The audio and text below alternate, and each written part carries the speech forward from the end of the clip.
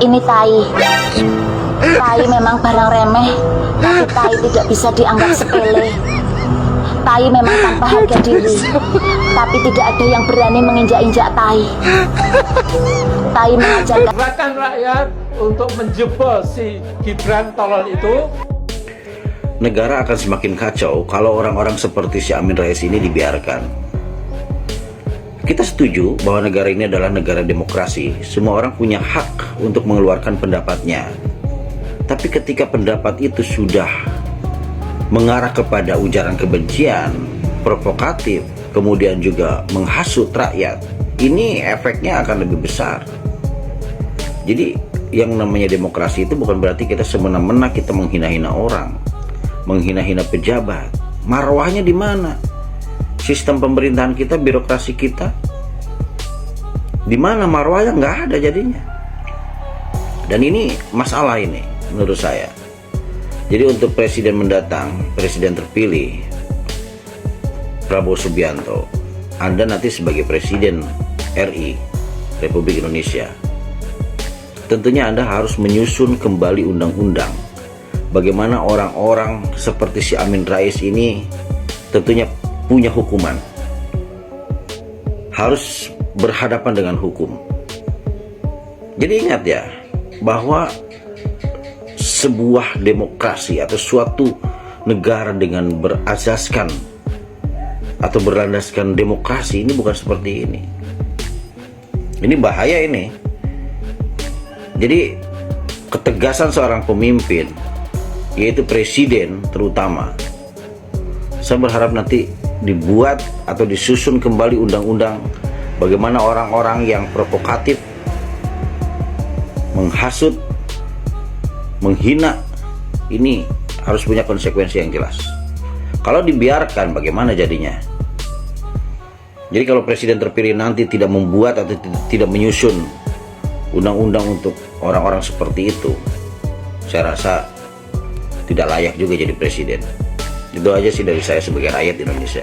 Mengatakan kepada Jokowi, berhenti mengirim pembunuh bayaran untuk meneror rakyat.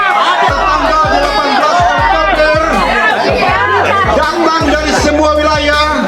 Pak Jokowi, ya, Bapak sebentar lagi tidak lagi menjadi Presiden Republik Indonesia, dan kami mintalah kepada Bapak, kepada orang-orang yang seperti ini, ya, yang diduga keras melakukan fitnah, yang menuduh Bapak itu telah melakukan pembunuhan dengan meneror daripada masyarakat itu, ya, itu jelas-jelas Pak, ada pasalnya. Saya kasih tahu sama Bapak ya, pasal 311 KUHP itu jelas. Fitnah itu hukumannya itu bisa maksimal 4 tahun, dan juga itu ada pasal 45 ya, Undang-Undang ITE itu tentang pemberitaan hoaks. Dia harus dapat membuktikan bahwasanya ucapan dia itu apakah memang benar Bapak itu melakukan pembunuhan terhadap masyarakat, ya. Dalam hal ini harus dia dapat membuktikan. Kalau dia tidak dapat membuktikan, itu jelas Pak, ada pasalnya. Pak, udahlah Pak, jangan diam lagi Pak Jokowi. Ini saatnya Bapak itu untuk memberikan reaksi kepada orang-orang yang tidak tahu diri seperti ini Pak, ya. Ini sudah jelas-jelas ya Pak ya. Banyak sekali saya lihat para cecungu ini, yang barisan-barisan sakit hati ini melakukan berita-berita hoaks. Jangan hanya diam Pak, ya. Ayo, kali ini Bapak harus ambil tindakan, ya, untuk melakukan tindakan hukum terhadap orang-orang yang seperti ini. Hukum itu harus ditegakkan. Jadi supaya mereka itu tidak asal-asalan untuk bicara tanpa ada bukti yang nyata gitu, ya. Asal menuduh-nuduh, gampang mengutarakan kata-kata yang fitnahan-fitnahan, ucapan-ucapan. Udahlah Pak, udah cukup lah Bapak selama ini bersabar ya. Udahlah Pak, kasih paham dulu mereka itu Pak, ya, kasih paham mereka itu, ya, segera tindak. Dan kepada aparat kepolisian jangan hanya diam. Kalau ini dibiarkan, ini akan terus, ya, terus akan ada orang-orang seperti ini. Apalagi mereka mau melakukan aksi-aksi, ya, demo dan segala macamnya. Sudah jelas itu upaya mereka itu adalah kesia-siaan belaka. Itu adalah semuanya itu barisan-barisan sakit hati, ya, yang pada masa kepemerintahan Bapak Jokowi itu mereka itu karena kesalahan mereka sendirinya itu. Sehingga mereka itu terasa itu dizolimi, padahal kesalahan mereka sendiri. Ya segera itu diproses dengan secepatnya, jangan didiamkan. Oke, salam NKRI.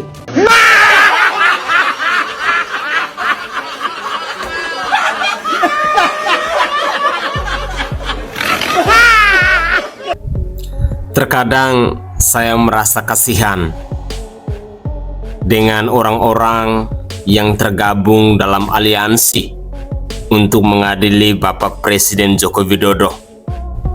Rasa kasihan saya itu tumbuh karena narasi-narasi yang mereka bangun ini benar-benar adalah narasi-narasi untuk mengadu domba, narasi-narasi provokatif. Saya tidak menyangka bahwa seorang Refli Harun, seorang Roy Suryo, seorang Amin Rais, seorang Faisal Assegaf, seorang Egy Sujana, dan lain-lain ternyata punya kelakuan seperti ini. Assalamualaikum warahmatullahi wabarakatuh. Salam Om Swastiastu. Namo Buddhaya, salam kebajikan, dan salam sejahtera untuk kita semua. Pemirsa sekalian, cuplikan-cuplikan video yang barusan kita simak, bagi saya secara pribadi ketika melihat kelakuan dari orang-orang yang saya sebutkan tadi, mungkin mereka ini adalah pasukan-pasukan yang lagi sakit hati. Pasukan-pasukan yang mungkin sudah ditolak juga dari rumah sakit jiwa. Karena jujur, narasi-narasi mereka itu benar-benar tidak masuk di logika akal sehat kita. Gerakan untuk mengadili Jokowi mengatasnamakan rakyat Indonesia, sementara yang berdiri di sana hanya segelintir orang. Orang-orang yang sama, yang dari dulu kalau kita perhatikan dengan narasi-narasi yang sama, bahwa Jokowi itu harus diadili, Jokowi itu harus lengser, Jokowi itu adalah pembohong, Jokowi itu adalah manusia jahanam, dan lain sebagainya. Maksud saya, kalau mengkritik, kritiklah sesuatu yang benar-benar bisa diterima oleh logika akal sehat kita. Bersuaralah sesuatu yang bisa mengedukasi orang lain, yang bisa membuktikan bahwa benar, ternyata apa yang dilakukan oleh Jokowi ini salah. Benar bahwa kita ini hidup di alam demokrasi, tetapi setidaknya demokrasi ini juga punya marwah, punya harkat, punya martabat.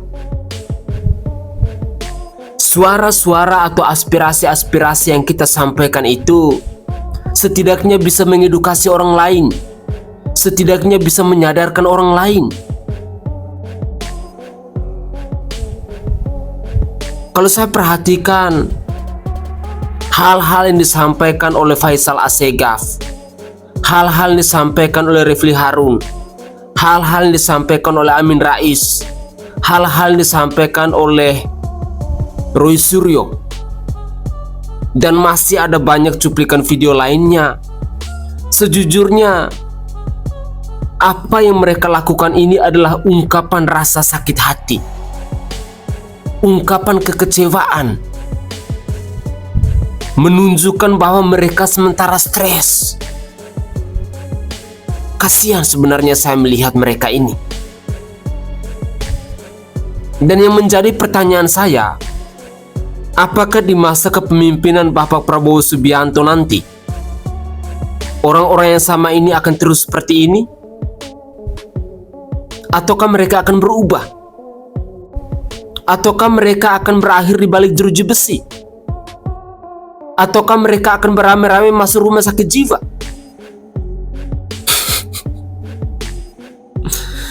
Berikut ini, sama-sama mengajak pemirsa sekalian untuk bersama-sama kita mendengar komentar-komentar dari netizen tentang kelakuan dari manusia aneh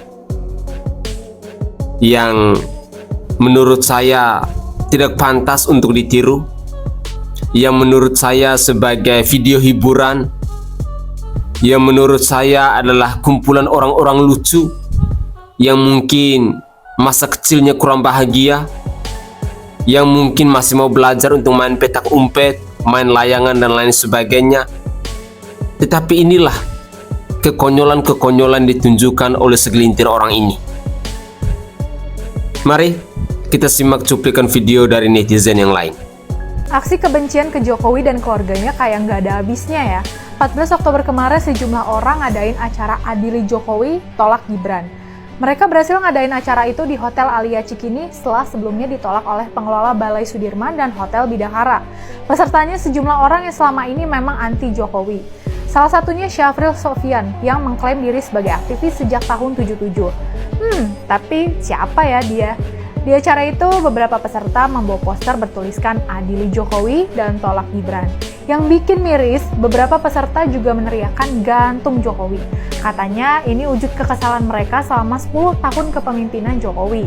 Sementara Syafril menuduh Jokowi numpuk utang gede, tapi ekonomi tetap stagnan. Dia juga bilang Jokowi lebih condong ke konglomerat terutama di proyek kayak IKN dan Rempang.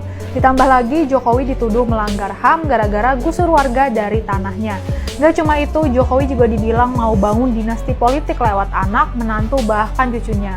Mereka juga menuduh Jokowi korupsi dengan jualan kebijakan ke konglomerat buat memperkaya diri dan keluarganya.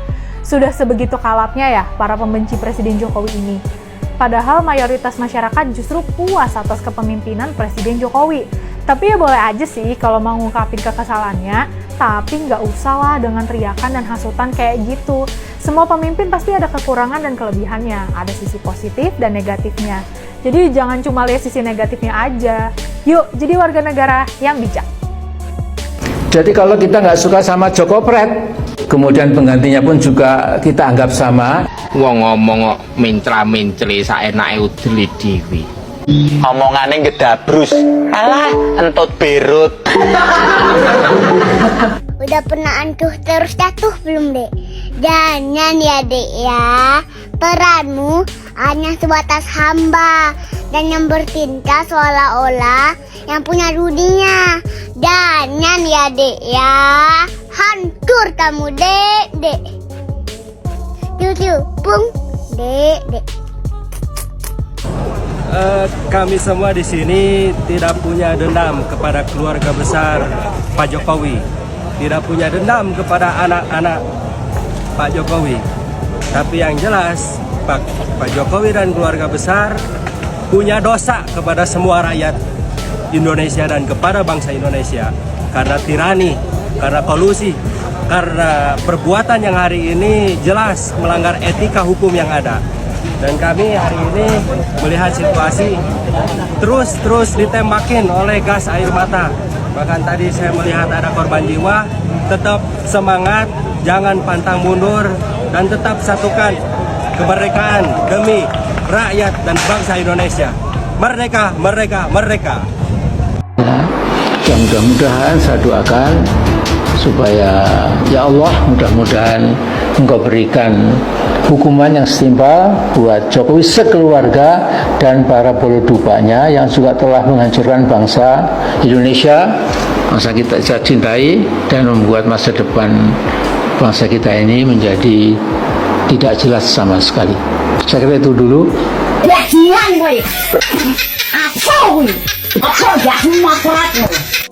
Nah sekarang saya cuma pengen tahu nih mereka ini ke depan ini setelah Prabowo jadi presiden berani nggak gitu? Berani nggak ngata-ngatain Pak Prabowo sama seperti mereka ngata-ngatain Jokowi? Kan Pak Jokowi selama ini dikatain apa aja nggak pernah respon, ya kan? Iya. Saya pernah tanya, kok nggak pernah respon Pak? Dikata-katain apa namanya sama presiden akal sesat itu kan? Dia bilang untuk apa?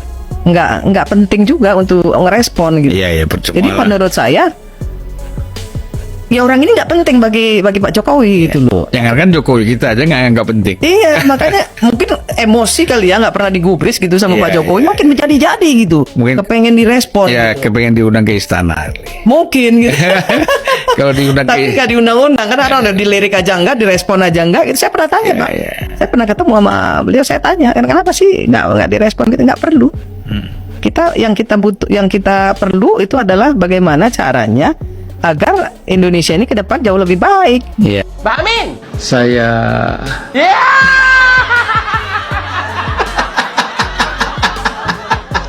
Keren juga ini. Aduh, dipanggil langsung semangat juga nih Mbak Amin ini. Keren ini semangat ini kayaknya nih. Mbak, dulu emang kuliahnya di mana, Mbak? di Universitas Notre Dame, South Bend, Indiana. Iya. Keren Pak juga lu. kuliahnya. Keren lah, emang negeri. Iya. Iya. Aduh.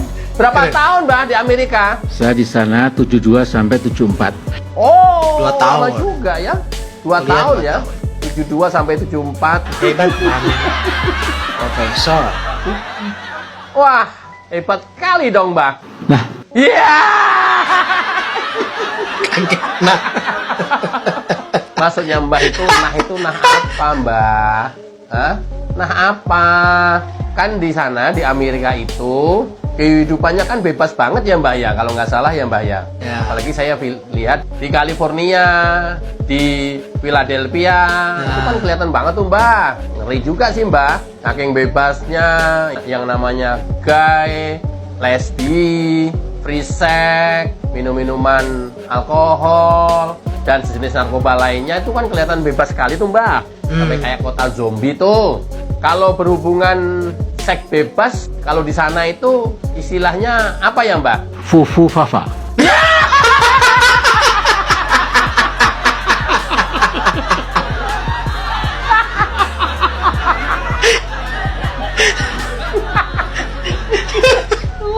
Oh ya, baru tahu gua. Oh, apa? Ternyata. Oh ya. Baru tahu tuh. Oh kalau di sana itu fufafa ya. Kalau mungkin di sini semacam wik-wik, semacam tekdung gitu kali ya Mbak ya.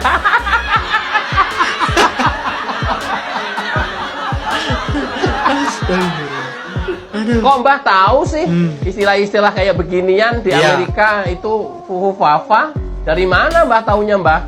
Nah, saya bertanya pada teman-teman Amerika di kampus Notre Dame itu,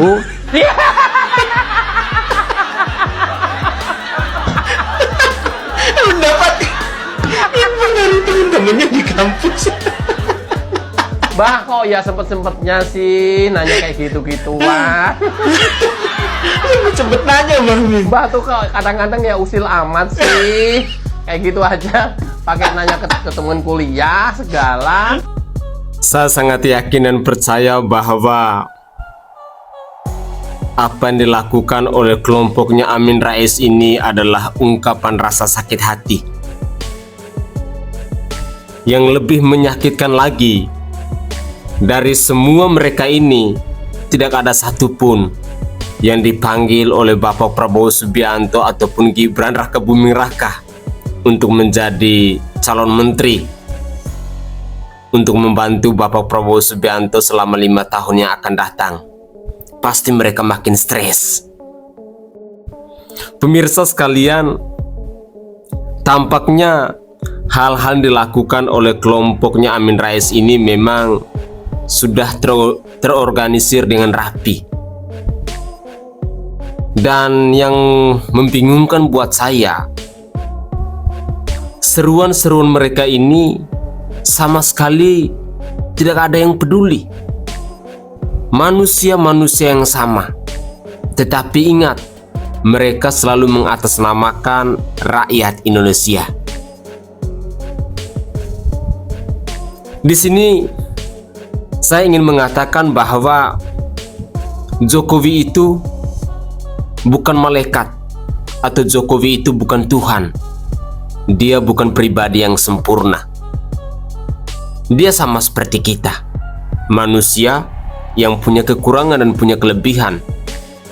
Dan setiap pemimpin pasti merasakan hal yang sama.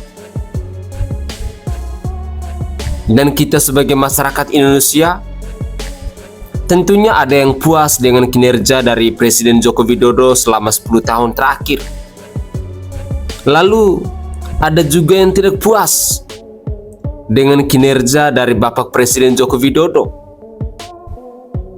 Ada yang mengungkapkan rasa sukacitanya, ada pula yang mengungkapkan rasa kekecewaannya. Benar, kita hidup di alam demokrasi. Maksud saya, kalau kita mau mengungkapkan kekecewaan kita, berilah kritikan yang bisa memperbaiki. Berilah kritikan yang bisa masuk di logika akal sehat orang lain.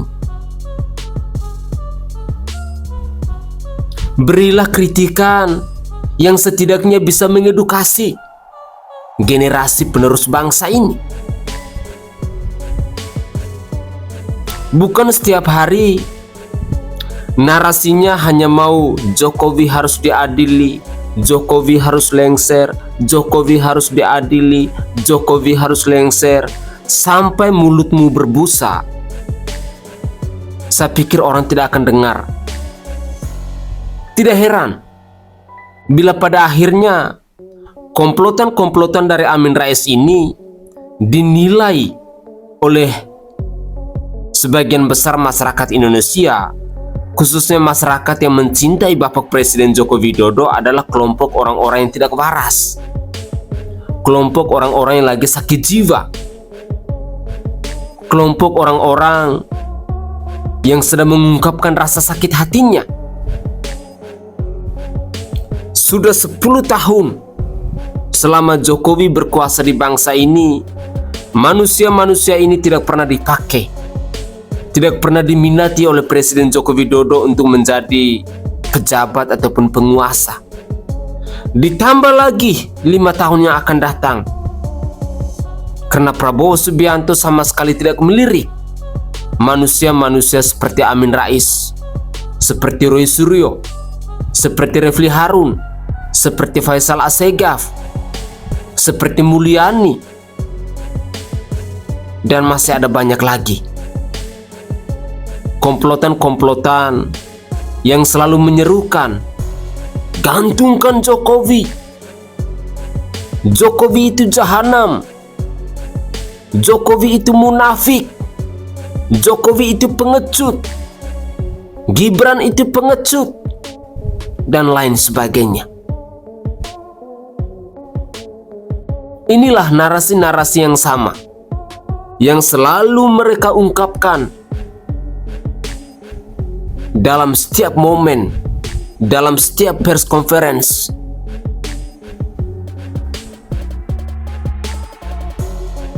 Saya sangat menyayangkan ketika manusia-manusia yang punya background pendidikan dengan gelar yang cukup sebenarnya untuk mengedukasi orang lain, tetapi semakin kesini komplotan-komplotan ini malah semakin menunjukkan kedunguan dan kebodohan mereka.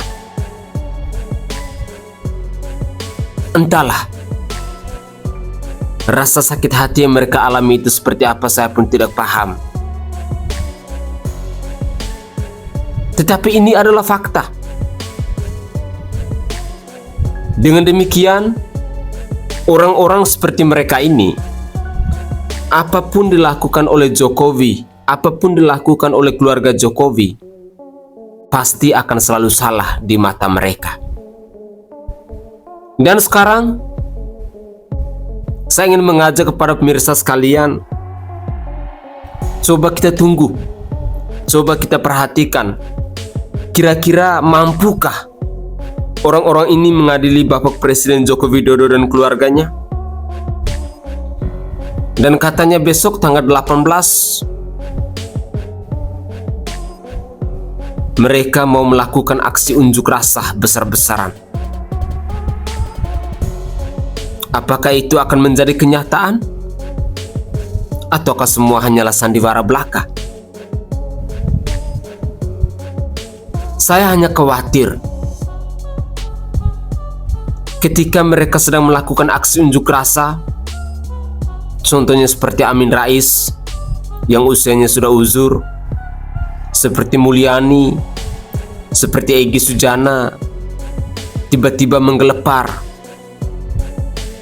di tempat aksi unjuk rasa itu karena kekurangan darah. Sangat disayangkan. Dan saya tidak bisa membayangkan kira-kira keluarga mereka ini malu apa enggak ya? Atau inikah yang namanya manusia-manusia sakit hati ketika mereka mau mengekspresikan rasa amarah mereka kepada pemimpin bangsa ini? Entahlah.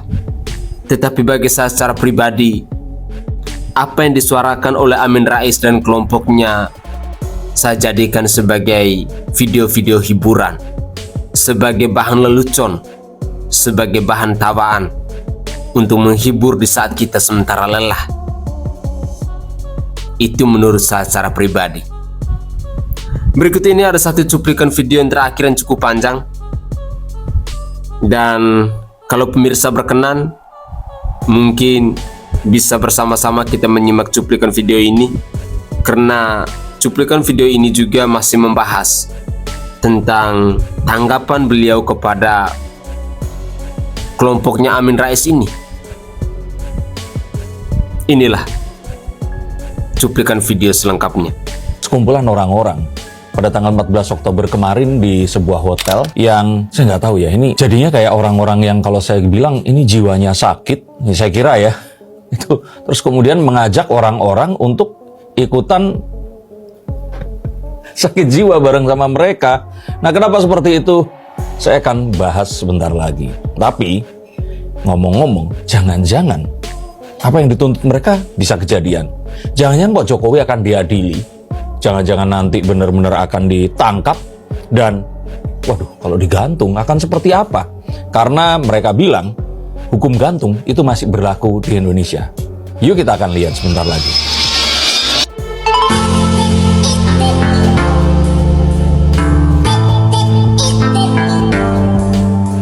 Halo Sainsikers, kembali berjumpa bersama saya, Denny Darko. Tidak ada yang namanya misteri, yang ada adalah tanda-tanda yang kita semua coba untuk mengerti. Saya menduga mereka semua ini orang-orang di situ itu jiwanya itu sudah sakit. Mengapa? Karena dengan penuh kebencian mereka mengucapkan hal itu tadi. Kalau mereka memang berbeda pendapat, mereka memiliki sebuah kesimpulan bahwa Jokowi ini memang pantas untuk ditangkap, diadili dan juga digantung. Saya pikir kenapa mereka harus melakukan dengan cara seperti itu, dan ya tapi ternyata ada banyak pengikutnya juga loh. Tapi betulkah banyak? Saya sebenarnya sempat melihat dari kartu saya, dan mereka ini sebenarnya nggak banyak. Tapi karena echo chamber, karena ini direkam dan terus kemudian dimasukkan ke YouTube, di mana di YouTube ini dikumpulkan orang-orang yang serupa itu ada di situ. Ini terkesan gerakan mereka ini masif. Tapi pada kenyataannya sudah beberapa kali diadakan, yang datang orangnya itu lagi, lu lagi. Dan nanti mereka ini rencananya tanggal 18 Oktober akan melangsungkan aksi lagi yang mereka gadang-gadang ini lebih besar. Dan yang paling besar ada di 20 Oktober. Saya kok agak sangsi ya ini akan bisa terjadi. Bahkan saya sempat melihat menggunakan kartu saya bahwa ini kayaknya akan ya anget-anget ayam, akan lewat begitu saja. Karena apa? Karena apa yang mereka suarakan itu tidak berdasar dan mereka tidak menempuh jalur yang memang harus mereka tempuh. Maka saya pikir nanti yang ada malah akan dilarang, terus kemudian disalahkan kenapa dilarang. Atau jika tidak diadakan tapi terus ternyata nggak terlalu ramai, mereka akan mencari alasan kenapa itu terjadi. Tapi apapun itu, saya ingin mengutip ada sebuah pendapat dari ini petinggi PSI, Dede Uki Prayudi, yang mengatakan bahwa ada sebuah paham yang namanya salawi. Apa-apa salah Jokowi. Kemana Jokowi setelah tanggal 20 Oktober? Saya sih melihat bahwa Jokowi ini ya akan pulang ke Solo. Dia akan main sama cucu-cucunya. Bahkan kalaupun dia akhirnya harus nggak di Solo, mungkin dia akan keliling Indonesia, menikmati semua pencapaiannya dan menghabiskan masa pensiunnya. Apakah memang akan fokus hanya pensiun saja? Saya lihat sih tidak. Beliau akan ditarik menjadi salah satu dari mungkin Dewan Pertimbangan Presiden yang rencananya akan didirikan atau diadakan ini. Dan kalau berbisnis ya beliau mungkin akan meneruskan bisnis yang dahulu pernah ditinggalkannya. Tapi Pak Jokowi di sini, kalau ditanya, saya sih berani jamin dia nggak akan ditangkap, apalagi diadili, apalagi digantung. Bahkan ngomong-ngomong ditangkap, kalau saya kira diadili pun itu nggak akan terjadi. Sehingga saya sih yakin beliau akan lengser ke Prabon. Beliau akan berhenti dengan sebaik-baiknya untuk menghadap Sang Prabu, atau dalam artian di sini adalah beribadah, untuk melakukan hal-hal yang lebih positif dan tidak bersifat duniawi. Mungkin seperti itu perkiraannya. Dan mengapa ini saya yakin terjadi? Karena Gibran itu akan menjadi wakil presiden dari Pak Prabowo Subianto, yang quotes on quotes di sini nggak mungkin dong kalau seandainya orang tua dari wakil presiden ini akan sampai diusut lagi pula juga. Nggak pernah ada sebuah hukum yang dilanggar di sini. Dan orang-orang pun akan berharap terhadap dua hal. Satu, jika ternyata bisa dilengserkan oleh Ketua MPR, seperti yang dilakukan oleh Pak Amin Rais terhadap almarhum Gus Dur dulu. Tapi melihat bahwa sekarang Ketua MPR-nya ini adalah Pak Saiful Mujani, sohibnya Pak Prabowo, maka saya sih sanksi. Hal itu akan bisa dilakukan. Dan kedua, Pak Prabowo, di mana Pak Prabowo sendiri semakin menunjukkan bahwa beliau memang menjadi presiden yang akan melanjutkan kepemimpinan Pak Jokowi, ditengarai dengan banyaknya menteri-menteri era Jokowi atau rezim Jokowi kata mereka ini, yang tetap menyeberang dan menjadi menteri-menteri di banyak kementerian dan instansi yang akan dipimpin oleh beliau. Sehingga harapan orang-orang ini di mana Jokowi di sini akan diselidiki, ya walaupun saya nggak yakin ada bisa menemukan apa-apa dari penyelidikan, terus kemudian diseret, diadili dan sebagainya, hanyalah sebuah impian belaka yang kalau mereka terus pikirkan dan harapkan terjadi, lama-lama jadi halu dan takutnya beneran sakit jiwa. Kalau sekarang saya katakan bahwa saya duga mereka ini sakit jiwa, maka ini beneran akan menuju ke sana jika ternyata nanti melihat Pak Jokowi akan pensiun dengan tenang-tenang saja, Pak Prabowo akan diangkat, dan Mas Gibran akan terus kemudian menjadi wakil presiden. Dan saya ingin bilang bahwa sebenarnya masa-masa mereka ini melancarkan semua protes dengan cara-cara penuh kebencian.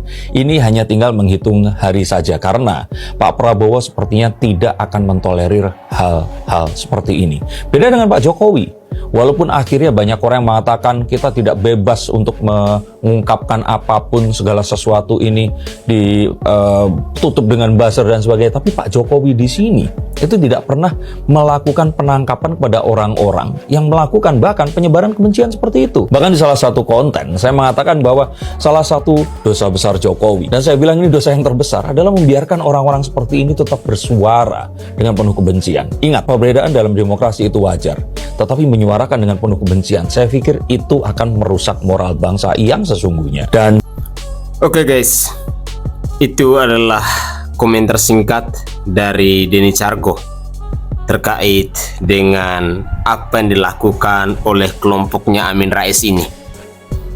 Harapan terbesar saya bahwa kita masyarakat Indonesia jangan mudah terprovokasi. Mari kita gunakan logika akal sehat kita.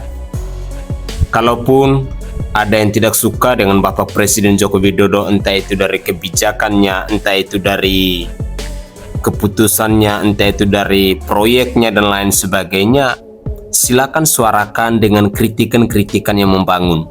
Katakan bahwa Pak Jokowi, apa yang Bapak lakukan ini salah, seharusnya seperti ini, solusinya seperti ini. Itu akan jauh lebih berguna ketimbang setiap hari dari waktu ke waktu, dari minggu ke minggu, dari bulan ke bulan, yang dilakukan adalah mencaci maki, dan terus mencaci maki. Bahkan orang sampai menilai kita bahwa kalian sakit jiwa, kalian sedang stres, kalian sedang tidak baik-baik saja dan lain sebagainya. Sesungguhnya malu, apalagi di usia-usia yang ya sebentar lagi mau masuk liang lahat lah. Tetapi ya begitulah, kalau orang yang tidak mampu lagi untuk mengontrol dirinya, yang sudah tidak mampu lagi untuk berpikir waras, yang sudah tidak mampu lagi untuk menggunakan logika akal sehat, ya pastinya akan seperti itu. Bagi saya secara pribadi, kalau yang melakukan hal-hal seperti itu adalah orang-orang yang ada di rumah sakit jiwa sih tidak apa-apa. Kita maklumi, karena mereka memang dalam gangguan kejiwaan. Tetapi ketika hal-hal seperti ini dilakukan oleh orang-orang yang punya pendidikan dengan gelar yang begitu mentereng, tetapi ternyata dia punya kualitas atau isi otaknya seperti itu, apa gunanya? Saya berharap bahwa semakin tua itu semakin berguna untuk orang lain, semakin bijak. Ilmu padi bahwa semakin tua semakin merunduk, semakin berisi semakin merunduk. Itu adalah ilmu padi. Semakin berisi semakin merunduk. Tetapi berbeda dengan kelakuan Amin Rais dan kawan-kawannya ini. Semakin tua malah kelakuannya semakin aneh, dijadikan sebagai bahan candaan, dijadikan sebagai video hiburan dan lain sebagainya. Benar-benar saya tidak menyangka bahwa orang-orang seperti mereka ini dari dulu sampai hari ini juga orang-orang yang sama. Mulai dari isu tentang ijazah palsu Jokowi, yang menyuarakan tentang Fufu Fafa dan lain sebagainya, tidak apa-apa. Mengkritik itu sah-sah saja, tetapi kritiklah yang membangun, kritiklah yang sesuai dengan fakta, kritiklah yang bisa diterima oleh logika akal sehat orang lain.